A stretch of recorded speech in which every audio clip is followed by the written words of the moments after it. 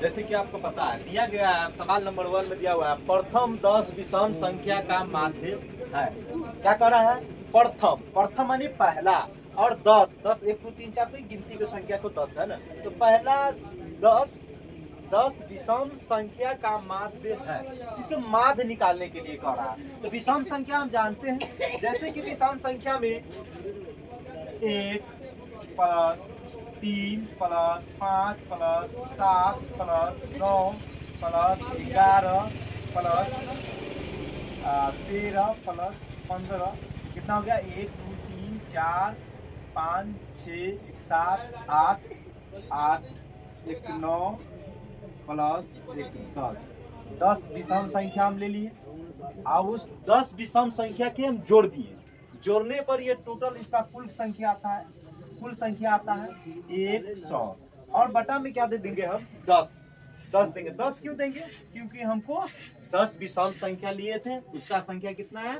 100 आया, और 10 बोला है, इसीलिए हम इसे क्या करें? 10 से भाग कर देंगे, यानी कि डिवाइड कर देंगे। तो 10 से भाग देने पर हमारा कितना आ जाएगा? 10 आ जाएगा। तो इसका आंसर जो हो जाएगा वो क्या हो जाएगा? बी हो जाएगा। इसका आंसर क्या हो गया? बी हो जाएगा। इसी तरीका से दूसरा जो क्वेश्चन है वो देखते हैं। दिया गया है कि root under 64/81 64/81 plus 16/9 root under में है। तो अब इस तरीका का क्वेश्चन को, अब ये परिमेय है कि अपरिमेय है कि पूर्णांक है कि प्राकृतिक संख्या है, पता नहीं चलता। आइए सॉल्व करके पता करते हैं ये कितना है। अब ये रूट अंडर है, तो रूट को जब बाहर करेंगे तो इसका हो जाएगा 68 यानी 8 बटा में 9 नमक 81 9 हो जाएगा। प्लस के चिन्ह है तो प्लस, प्लस के चिन्ह है तो प्लस, फिर उसके बाद 4 चौका 16 4 हो जाएगा, फिर 3 तिहाई 9।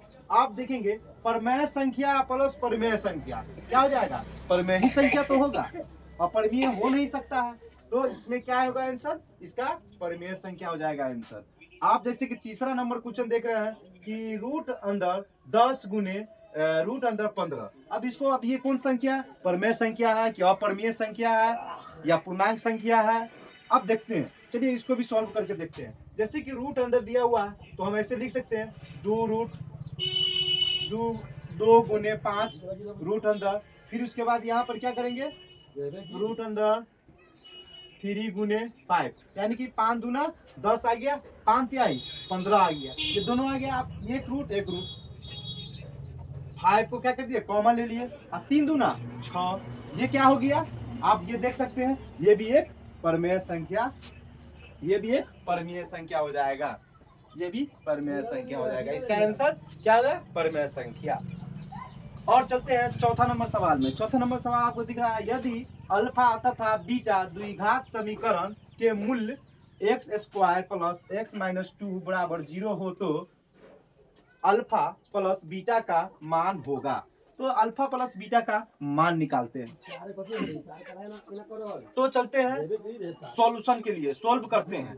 तो हमको पता है कि इसमें a बराबर 1 होगा, और b बराबर भी 1 होगा, और c बराबर -2 होगा। आप बोलेंगे सर ये बी सी कहाँ से आ गया? भैया ये क्वेश्चन दिया गया है, मूल दिया गया है इस समीकरण में। देखिए इसको x है, x का मान हम 1 लिखेंगे, ये a है, और ये b है, और ये c है, और b का मान भी x है तो 1 हुआ, और c का मान -2 दिया हुआ है, तो वही तो लिखे हैं। अब देखिए आगे चलते हैं। जब हमको a b c दिया गया है तो क्या बता रहा है, क्या पूछ रहा है कि अल्फा प्लस बीटा। तो अल्फा प्लस बीटा का मूल्य निकालने के लिए चलते हैं सूत्र के हिसाब से। तो अल्फा प्लस बीटा को हम पाटा पर के जोड़ जो बनाते हैं उस तरीका से करते हैं। तो अल्फा इंटू एलसीएम लेंगे तो अल्फा इंटू बीटा हो जाएगा। एलसीएम जब लिए ये दोनों का तो अल्फा बीटा। अब ये इससे काटेंगे यानी भाग करेंगे, तो देखो अल्फा से अल्फा कट गया तो बच गया, क्या बच गया? अल्फा से अल्फा कट गया तो इसमें क्या बच जाएगा? बीटा बच जाएगा। तो यहाँ पर लिखेंगे बीटा प्लस प्लस प्लस इसमें देंगे, आप गुना भाग करेंगे, फिर बीटा से बीटा कट जाएगा, बचेगा क्या? अल्फा। अब ये दोनों जोड़ेंगे तो क्या हो जाएगा? बटा पर के जोड़ किए हैं भैया, तो अब तो समझ में आ गया कि अल्फा प्लस बीटा और अल्फा इंटू बीटा, तो अल्फा प्लस बीटा और अल्फा इंटू बीटा का मान क्या होता है आपको समझ में आ गया। ये अल्फा प्लस बीटा गुना जो बटा पर के जोड़ किए, इसको एलसीएम लिए तो alpha into beta plus alpha plus beta. तो चलो हम कहते हैं कि अल्फा प्लस बीटा उसका मान क्या होता है। अल्फा प्लस बीटा ई मिटा देते हैं, जब तक यहाँ पर लिख देते हैं ए बराबर 1 और बी बराबर 1 और सी बराबर -2। तो अल्फा इंटू बीटा, तो अल्फा प्लस बीटा अब यही है, तो अल्फा और प्लस बीटा का मान -d या बटे a into alpha into beta, alpha into beta उसका मान होता है सी बटे 1, सी बटे ए। अब देखिए ए से ए कट जाएगा तो बच जाएगा बराबर -d बटा में सी, -d बटा में सी। तो अब यहाँ पर हम करेंगे कि b, तो b का मान हमारा क्या होगा 1, तो -1 और c का मान क्या होगा 2, माइनस माइनस कट गया तो बचेगा क्या 1/2, यही आंसर हो जाएगा। 1/2 कौन है ए में है, तो हमको ए में टिक लगा देना है, यही हो जाएगा। चलिए आज यहीं तक, फिर मिलेंगे नेक्स्ट वीडियो में। जय हिंद जय भारत। आपका स्वागत है, मैं मासूक सर।